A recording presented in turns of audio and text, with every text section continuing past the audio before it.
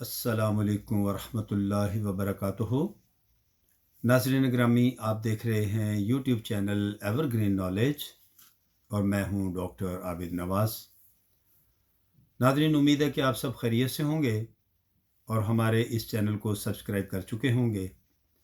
और अगर अभी तक आपने हमारे इस चैनल को सब्सक्राइब नहीं किया तो हमारी ये वीडियो देखने से पहले आप हमारे इस चैनल को सब्सक्राइब कर लीजिए ताकि आपको हमारी आइंदा आने वाली तमाम वीडियोस मिलती रहें।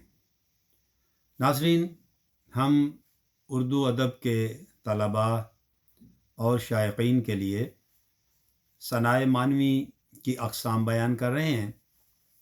आज हम चंद मज़ीद सनाए बयान करेंगे इस सिलसिले में। तो आज की जो सनअत है वो है सनअत तौजीह। नाज़रीन, तौजीह का लफ्ज़ी मानी होता है कोई वजह बयान करना, कोई रीज़न देना, कोई सबब बयान करना। लेकिन उर्दू अदब में सनअत तौजीह से मुराद है जब कलाम में मदह व ज़म दोनों हों, यानी तारीफ़ भी हो और तहक़ीर भी हो, यानी उसकी तारीफ़ भी की जाए किसी चीज़ की और उसकी खामी भी बयान की जाए, या फिर किसी बात के सिलसिला में दो मुख्तलिफ मानी देते हैं, एक मुस्बत और दूसरा मनफी मानी। और मतलब के एतबार से ये दोनों मुख्तलिफ मानी हम पल्ला होते हैं, यानी बराबर होते हैं। यानी एक मतलब को दूसरे मतलब पर तरजीह न दी जा सके तो ऐसी सनअत को सनअत तौजीह कहते हैं। जैसे मिर्ज़ा असदुल्ला खां गालिब का एक शेर है, लिखते हैं कोई वीरानी सी वीरानी है, दश्त को देख के घर याद आया। अब नाज़रीन, इस शेर के मतलब की पहली सूरत में घर की आबादी साबित होती है और दूसरी सूरत में उसकी वीरानी का इजहार होता है।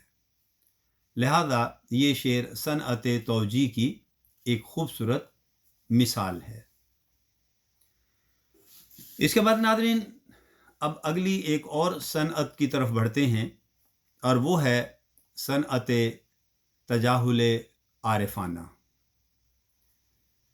नाज़रीन, तजाहुल आरिफाना का लफ्ज़ी मानी ये है कि किसी चीज़ को जानते बूझते हुए उससे अनजान बनना।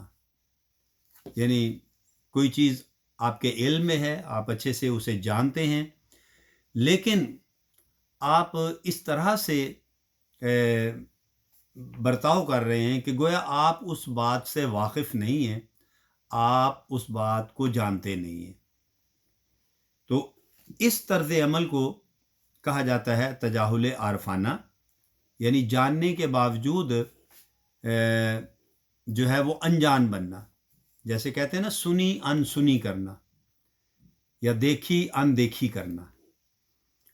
तो ये भी सनाए मानवी की एक किस्म है और कलाम में किसी ऐसी बात का इजहार किया जाता है कि जिसके मुताल्लिक़ शायर जानबूझकर अनजान बनता है। हालांकि उसे वो बात मालूम होती है लेकिन वो उससे अनजान बनता है। अब यहाँ भी हम गालिब के एक शेर की मदद से इस बात को जो है वो मज़ीद वाज़े करने की कोशिश करेंगे। मिर्ज़ा असदुल्ला खां गालिब का शेर है, मौत का एक दिन मुअय्यन है, नींद क्यों रात भर नहीं आती। मौत का एक दिन मुअय्यन है, नींद क्यों रात भर नहीं आती। नाज़रीन, अब ये जो शेर है इसका बज़ाहिर जो मानी समझ आता है या दिखाई देता है वो ये है कि शायर ये कह रहा है कि उसे नींद नहीं आ रही मौत के डर से, मौत के खौफ से उसे नींद नहीं आ रही।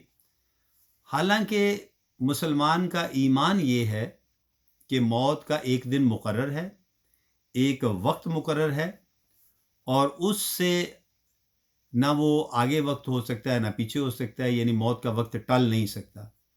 لہٰذا اس میں ڈرنے کی کیا بات ہے؟ موت تو آنی ہی ہے، تو پھر وہ کیوں خوف زدہ ہے؟ تو یہ بظاہر معنی ہے، لیکن ناظرین جو صنعت تجاہل عارفانہ ہے اس کے مطابق اس شعر کا معانی کچھ اور ہے۔ اس کے مطابق یہ ہے کہ جو پہلا مصرع ہے اس میں مرزا اسد اللہ خان غالب نے تجاہل عارفانہ سے کام لیا ہے کہ موت کا ایک دن معین ہے، نیند کیوں رات بھر نہیں آتی؟ یعنی مرزا اسد اللہ خان غالب اچھی طرح جانتے ہیں کہ انہیں نیند نہ آنے کا سبب جو ہے وہ موت کا خوف نہیں ہے، بلکہ محبوب کی یاد نے انہیں بے چین اور بےتاب اور پریشان کر رکھا ہے، جس وجہ سے انہیں نیند نہیں آ رہی، اور وہ اپنے اس نیند نہ آنے کی وجہ کو کسی اور جگہ منسوب کر رہے ہیں۔ بظاہر وہ یہ کہہ رہے ہیں کہ شاید انہیں موت کے خوف سے نیند نہیں آ رہی، لیکن حقیقت میں انہیں نیند نہ آنے کا جو سبب ہے، وجہ جو ہے، وہ ہے محبوب کی یاد انہیں تڑپا رہی ہے۔ ناظرین میں اس شعر کا ایک اور بھی جو ہے وہ معانی بیان کیا کرتا ہوں،